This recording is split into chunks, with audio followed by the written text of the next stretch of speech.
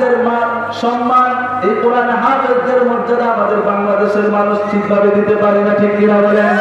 কিন্তু আজকে দেখেন, বাংলাদেশ থেকে কোনো গায়ক নায়ক নর্তকী যদি বিদেশের জমিনে যায়, ওই বিদেশ থেকে যখন বাংলাদেশে আছে, আসার পরে তাদেরকে ফুলের তোড়া দিয়ে, তাদেরকে সংবর্ধনা দিয়ে বাংলাদেশে এয়ারপোর্টে ঢোকায়, ঠিক কিনা? কিন্তু দুঃখজনক বিষয় হচ্ছে, যারা কোরআনে হাফেজ, যারা কোরআনে হাফেজ, শত শত দেশকে পেছনে ফেলে এই কোরআনুল কারীমের সম্মান বিজয় ছিনিয়ে এই বাংলাদেশের সুনামকে অর্জন করেছেন, আমরা তাদেরকে একটা ফুল দিয়েও তাদেরকে সংবর্ধনা জানাতে পারি না, ঠিক কিনা বলেন? এটা আমাদের জন্য আফসোস। যারা নায়ক, যারা নর্তকী, যারা মানুষকে অশ্লীলতার দিকে মানুষদেরকে ডাকে, তারা যখন বিদেশের সফরে যায়, বিদেশ থেকে যখন বাংলাদেশে আসে, তখন তাদেরকে ফুলের তোড়া দিয়ে বিভিন্নভাবে লক্ষ লক্ষ কোটি কোটি টাকা খরচ করে তাদেরকে সংবর্ধনা দিয়ে তাদেরকে এয়ারপোর্টে ঢোকায়, জোরে বলেন ঠিক কিনা? আল্লাহ রাব্বুল আলামিন বলেন, শাহরু রমাদানাল্লাযী উনজিলা ফীহিল কুরআন হুদাল লিন-নাসি ওয়া বায়িনাতিন মিনাল হুদা ওয়াল ফুরকান। রব্বুল আলামিন বলেন, এই রমাদান মাসে আমি কোরআনকে নাযিল করেছি, রমাদান মাসে কোরআনকে অবতীর্ণ করা হয়েছে, যাতে করে সত্য মিথ্যার পার্থক্য মানুষ যেন বুঝতে পারে। আমার প্রিয় ভাইয়েরা, তাহলে আমরা বুঝতে পারলাম রমাদান মাসে কোরআন নাযিল হয়েছে, সুতরাং এই কোরআনুল কারীমের কারণে রমজানের গুরুত্ব বেশি দেওয়া হয়েছে। এই জন্য আমরা এই কোরআন নিয়ে কথা বলবো। সর্বপ্রথম কথা বলবো, কোরআন কেন এত বৈশিষ্ট্য করা হয়েছে, কোরআনকে কেন এত সম্মানিত করা হয়েছে। আমার ভাইয়েরা, এই কোরআনুল কারীম এটি এমন একটি কিতাব, যে কিতাবের বৈশিষ্ট্যের কথা বলতে গেলে মানুষের হায়াত শেষ হয়ে যাবে, মানুষের জীবন শেষ হয়ে যাবে।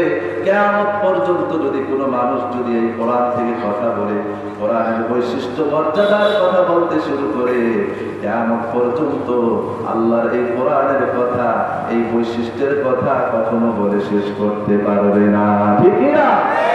আমার প্রিয় ভাইয়েরা, এই জন্য আল্লাহ রাব্বুল আলামিন বলেন, ওয়ালাউ আন্না মা ফিল আরদি মিন শাজারাতিন আকলামু ওয়াল বাহরু ইয়ামুদ্দুহু মিন বা'দিহি সাবআতু আবহুরিন মা নাফিদাত কালিমাতুল্লাহ ইন্নাল্লাহা আজিজুন হাকীম। আল্লাহ রাব্বুল আলামিন বলেন,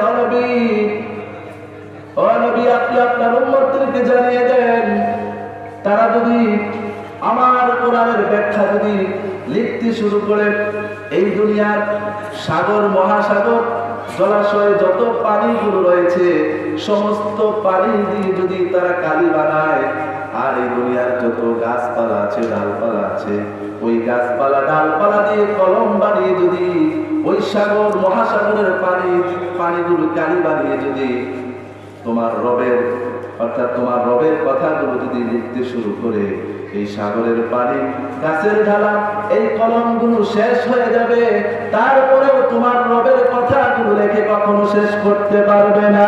সুবহানাল্লাহ। আমার প্রিয় ভাইয়েরা, এই জন্য আল্লাহ রাব্বুল আলামিন এই কোরআনকে এত সম্মানিত করেছেন, এত মর্যাদা সম্পন্ন করেছেন।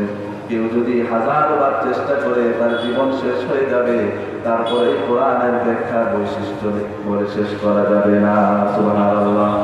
আমার বন্ধুগণ, তাহলে আমরা প্রথমে জানবো এই কোরআনকে কেন এত বৈশিষ্ট্যমণ্ডিত করা হয়েছে, কেন কোরআনকে এত সম্মানিত করা হয়েছে, কেন কোরআনকে এত মর্যাদা সম্পন্ন করা হয়েছে। তার মধ্যে এক নম্বর কারণ হচ্ছে, পৃথিবীতে এমন একটি কিতাব রয়েছে, এমন একটি বই রয়েছে, যেই বইটি পৃথিবীর অন্যান্য বই থেকে সবচেয়ে বেশি তেলাওয়াত করা হয়। সেই বইয়ের নাম কি? জোরে বলেন, সেই বইয়ের নাম কি? অর্থাৎ কোরআনুল কারীমের এক নম্বর বৈশিষ্ট্য হচ্ছে, পৃথিবীর মধ্যে যত কিতাব রয়েছে, মানুষের বানানো কিতাব রয়েছে, সমস্ত কিতাব থেকে একটা কিতাবকে সবচাইতে বেশি পড়া হয়। সেই কিতাবের নাম কি? জবান করে বলেন কি? সবাই জোরে বলেন, আল কোরআন। আমার প্রিয় ভাইরা, যারা মহাকাশটি যারা বিশ্ব নিয়ে যারা গবেষণা করেন, বিজ্ঞান বলছেন, যারা এই বিশ্ব নিয়ে যারা গবেষণা করেন তারা বলছেন এই পৃথিবীটা এক জায়গায় স্থির থাকে না, অর্থাৎ এই পৃথিবী তার নিষ্পক্ষ পথে ঘুরতে থাকে। এই পৃথিবীর আহ্নিক এবং বার্ষিক গতির ফলে বিভিন্ন দেশে বিভিন্ন সময়ের একটা বিবর্তন আছে না নাই? বাংলাদেশে এখন যেই সময়, সৌদি আরব কি সেম টাইম সময়? সেম সময় নয়। এই যে আহ্নিক গতি বার্ষিক গতির ফলে পৃথিবীটা ঘূর্ণায়মান, অর্থাৎ পৃথিবীর সময়ের একটা বিবর্তন রয়েছে। আজ বিজ্ঞানীরা তারা গবেষণা করে বলছেন এই যে সময়ের বিবর্তন, এই সময়ের বিবর্তনের কারণে তারা বলছেন পৃথিবীতে কোথাও না কোথাও আজান হতেই থাকে, সব সময় আজান হতে 24 ঘন্টা আজান হয়। আজান হওয়ার পরে ইকামত হয়, ইকামতের পরে নামাজে দাঁড়িয়ে মানুষ যে কিতাব থেকে তেলাওয়াত করে সেই কিতাবের নাম কি? সেই কোরআন। বিজ্ঞান আজকে আবিষ্কার করে গবেষণা করে বলছেন পৃথিবীতে এমন একটা কিতাব রয়েছে যে কিতাবটা 24 ঘন্টা তেলাওয়াত করা হয়। সুবহানাল্লাহ। আমার প্রিয় ভাইয়েরা, তাহলে কোরআনুল কারীমের এক নম্বর বৈশিষ্ট্য হচ্ছে পৃথিবীতে এমন কোন কিতাব নাই যে কিতাবটা 24 ঘন্টা তেলাওয়াত করা হয়। একমাত্র কিতাব আল্লাহর কোরআন।